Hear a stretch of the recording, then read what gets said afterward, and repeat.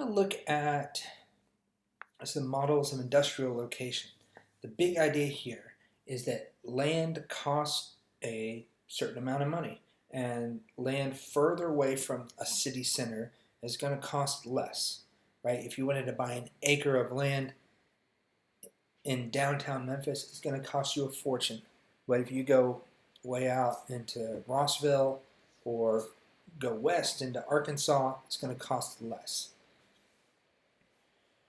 That's that's one of the assumptions that we can make. Another assumption we can make when thinking about land use is that anybody, primarily a business, but anybody is going to want to do whatever they can to get the best deal, to spend the least amount of money.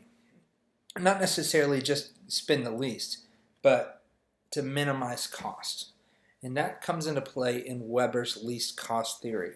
One of his core assumptions is that firms will choose a location in view to minimize their costs. Now, before we get into these graphs, let me just overview it. Owners of manufacturing plants seek to minimize three costs. One, transportation, meaning they don't want to have to transport stuff a super long distance because that costs money. Two, labor, meaning the cost of labor. They don't want to have to pay people a ton of money to make stuff or work at their company. And three, agglomeration. Okay, agglomeration is when certain businesses that do the same type of work end up working in the same space. Too much agglomeration can lead to high rents and wages and circulation problems, and ultimately to deglomeration. So what we're going to be looking at is weight gaining cases and weight losing cases. And this has nothing to do with people losing weight, okay? This has everything to do with transportation and manufacturing. So in weight losing cases, firms locate closer to the raw materials to reduce cost. In the weight gaining case, firms locate closer to the market. This is also sometimes called bulk gaining or bulk reducing industries. So here's the idea. I don't really worry about these graphs right now. Just think about two different companies. We've got a bottling company, let's say Sprite, and we've got a mining company that creates steel. Okay, one of these is a bulk gaining company, and one of them is a bulk reducing company. And you might think that bulk gaining, the heavier one, that's going to be steel, but actually no. The steel manufacturer is a bulk reducing industry. Why? Well, to create steel, you have to dig these massive chunks of iron ore out of the ground, okay? And what do? You melt it down, you go through a process of strengthening, of creating the steel, strengthening it, and I can't pretend to know all that goes into it, but I do know that you end up with a lot of waste. A lot of it gets burnt up or cut off or moved out. And so steel production is actually something in which you start out with a lot of stuff and then you reduce it. And so if you are a steel producing company, what would you want to be closer to? Would you want to be closer to your market where you're going to sell the steel? Or would you want to be closer to those iron ore deposits, closer to wherever it is in the ground that you're going to pull up that iron ore? Well, you're going to want to be closer to that iron ore because you're thinking about shipping.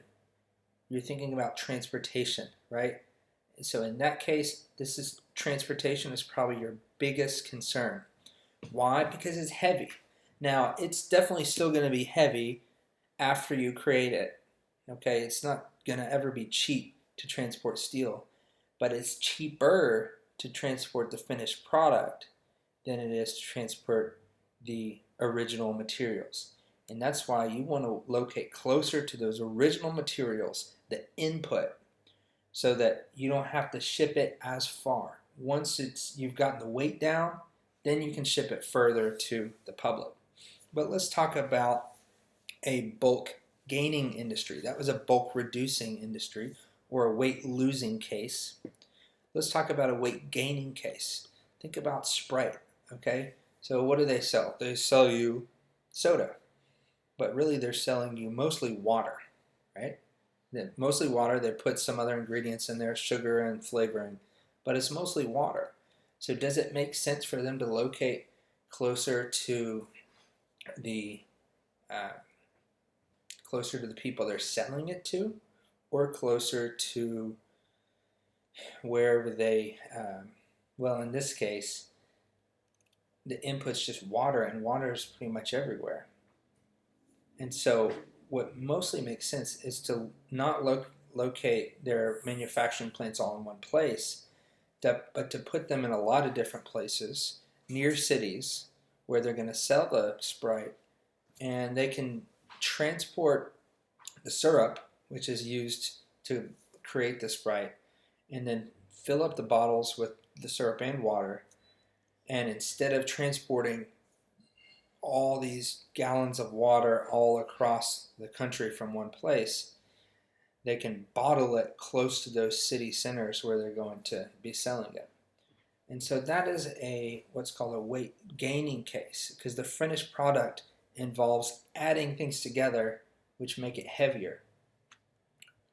And so Weber's least cost theory would say for Sprite or any other kind of bottling company, since you're adding weight to create the finished product, then it makes the most sense to simply locate closer to your market, closer to where you're going to be selling it.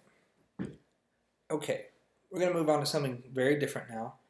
This is just a book. We're not going to spend much time on this, but it was, well, I shouldn't say it's a book. This is a theory, and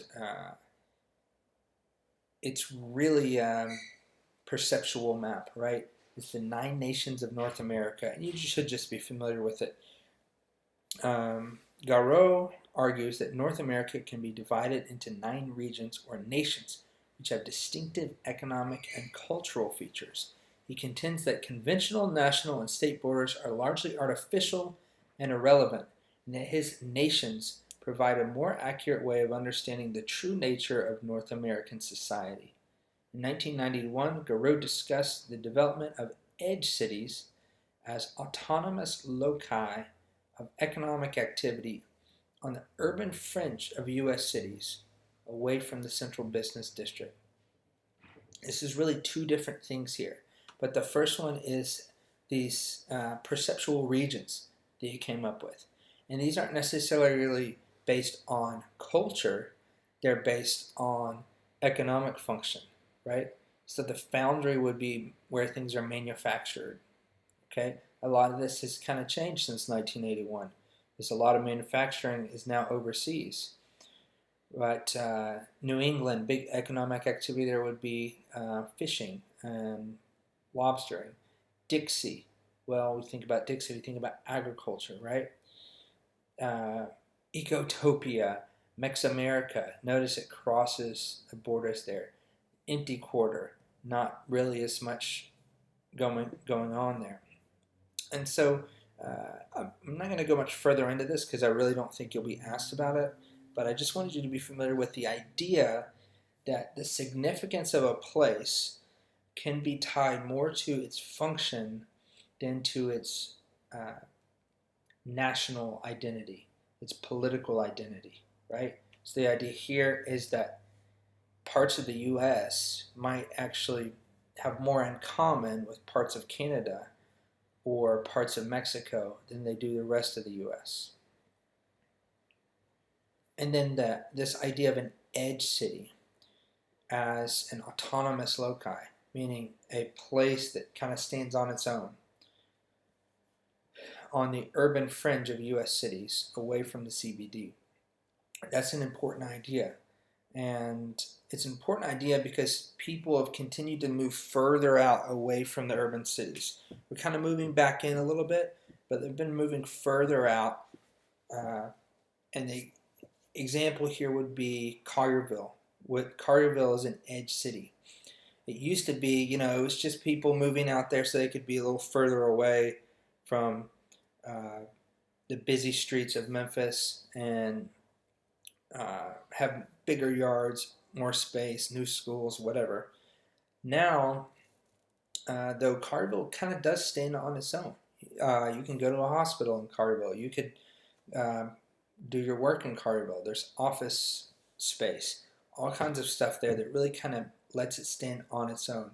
And that was starting to be a newer thing back in the 80s, and now we take it for granted. Okay, so another model that thinks about the cost of land and the kind of activity that certain parts of land are going to use, and this one's from agriculture, the von Thunen model, very important. So the von Thunen model assumes a couple things. One, it assumes that people are going to spend the least amount of money possible. And it makes a lot of sense because we don't want to waste money. So this is a city. It might not look like it, but it's a city. And the idea is that in the city, you're going to have a lot of people living there, right? Further, just outside the city, the kind of agriculture that you're going to have is horticulture and dairying. Why? Well, it's going to be you're going to grow the kind of crops that can go bad pretty quickly, fruits and vegetables. So you're going to be growing some maybe tomatoes here, and maybe some of your fruits and other vegetables that go bad more quickly. You're also going to do dairy here. Why? Because milk can spoil. Now, this is a very old idea, okay? You have to keep that in mind. This von Thunen model doesn't take into account refrigerated trucks that can transport milk hundreds of miles and keep it cool the whole while so it won't ever go bad or won't go bad quickly. So this does not take into account the advances in technology and transportation that we have. But it's still important because it helps us understand how land has been used and continues to be used. So outside of that, you would have some forestry. Why? Because you need wood to create houses. You need wood for all kinds of applications. Outside of that, you would be doing some crop rotation. Crop rotation is when you plant one crop one year and you switch it to another one the next year or the next season so that you're able to replenish the soil. Outside of that, you're going to have crop and pasture alternate use. So you're going to be growing some stuff, but you're also going to let your animals graze. Animals need a big space for that. Outside of that, you're going to have just an area for large-scale grazing. Okay, so the von Thunen model, it might look like this as well if your city doesn't grow outward in a ring, but if your land use is kind of split into these segments, it's still the same idea. And the idea here is that the closer you are to the city, the more important that land is, the more important that space is, the more valuable that space is. The further you get out, you can waste some space, right? If you've got all this land out here for grazing, it doesn't matter that you're not making a great use out of it because it's way out there away from the city. Even though the von Thunen model doesn't really portray how agriculture works in the U.S. today, the central idea does help us understand the way in which land is used. Because if we look at a city now, the land closest to the city center is probably going to be more expensive. The land way further out is going to be less expensive. Okay, another idea, isolated state. This theory discussed agricultural location as primarily a factor of transportation cost and profit maximization by farmers through the model of the isolated state. For the image to the left, the black dot represents a city, white dot dairy and market gardening, the green forest for fuel and building materials, the yellow grains and field crops, the four ranching, and the dark green area represents wilderness where agriculture is not profitable. Okay, so this is von Thunen's model, just explained in a different way. Now, this is kind of an interesting idea. This is bringing the idea of the von Thunen model into the modern way that the United States is set up for agriculture. Okay, now there are some assumptions here. One, New York City is the only market. We know that's not true, right? Two, the crops are ranked by rent paying ability. Again, the idea there is that some crops are worth more, and that's going to play into what kind of land you might designate for growing that crop. Do you use expensive land because you can afford to, because that crop is worth a lot of money? Or do you use cheaper land because the crop is not worth as much? And three, the other assumption is that there's no terrain or climate variation. So this is example A. This isn't necessarily how it really works, but it's theoretical. It's a way of applying the von Thunen model to the United States as a whole, rather than just to one small plot of land. Okay, here's the idea. If New York City is the only city in America, where would you grow your vegetables? You grow them pretty nearby, because remember, those vegetables can go bad. Where would you do your dairy? Pretty nearby, because milk can spoil. And even though we do have refrigerated trucks today, you still might want to do dairy somewhat close by, because that refrigerated truck costs more money than just a regular truck. So you still don't want to have to transport milk a very far distance. What are some things you don't mind transporting a far distance? Well, maybe lumber. Now, lumber is expensive. Lumber can be heavy, so in some sense it may not make a lot of sense to put it so far away. But lumber doesn't go bad, right? And so it can sit on that truck as long as it needs to. No one's in a rush necessarily to get it there.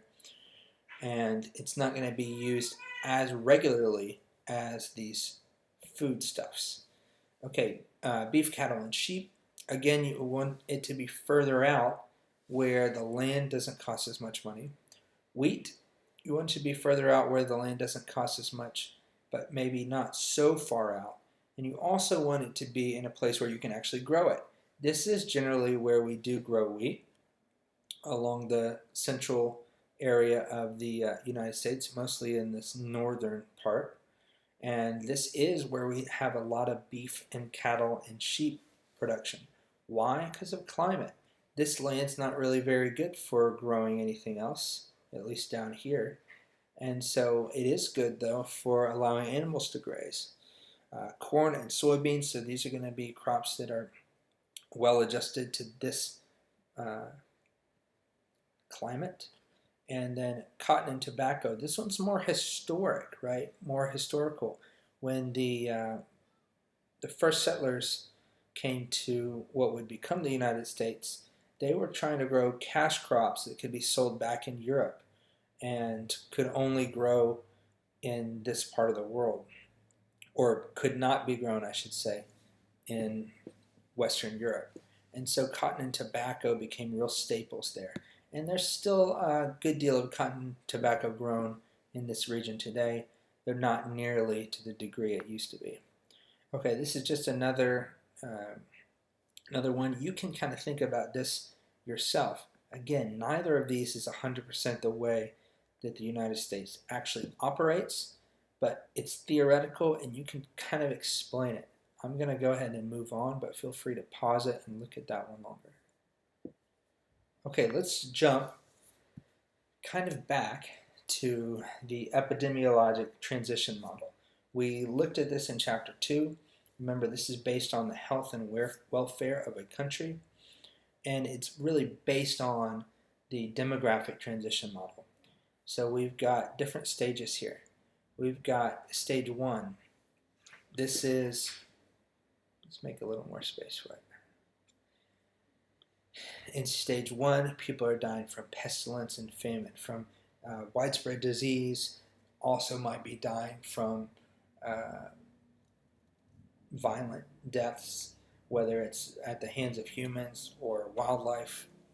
This is before people have really urbanized at all, and it's before the population levels have started to change. So here, again, the natural increase rates drops precipitously because the crude death rate goes way down. Why does it go way down? Because of receding pandemics. In stage 3, you have degenerative and man-made diseases. What's a man-made disease? Well, think about something like a heart attack. A heart attack isn't necessarily man-made, but the prevalence of it has increased dramatically because of our diets, because our diets are not healthy. And so you have so-called man-made diseases like that, which are really a product of our economic improvement, right? Because we can produce so much food. I can go eat McDonald's 3 meals a day if I want. That's a product of how advanced our society is, but it's really a problem because it's way more calories than our bodies were designed to be able to handle. And degenerative diseases are diseases that are more likely to impact you or affect you when you're older. And so why do we not see those before? Well, people weren't living long enough. But you get into like stage 3, stage 4, and definitely stage 5 of the demographic transition model. And so many people are living longer, and as a result of that and decreasing birth rates, you have a large portion of the population that's elderly. You're going to have more cases of degenerative diseases, things like cancer. These aren't diseases that are spread from person to person. These are diseases that come on and usually come on to people when they are older. But of course, there are many exceptions. And then we have delayed degenerative diseases, so even more degenerative diseases, and emerging infections. So the emerging infections, this is the kind of scary thing, and this is actually what we're seeing right now. New diseases we haven't seen before. Okay, COVID-19, for example. And I guess the part that's meant to scare people is that the drugs that we've created to stave off some of these diseases or treat them could theoretically become less useful if those bugs start to adapt to them, right? They adapt and evolve, and we can't use the same medicine. Okay, that's the theoretical last stage. Okay, we've been going for a while now, so I'm going to stop this video, and next time we'll look at the core periphery model.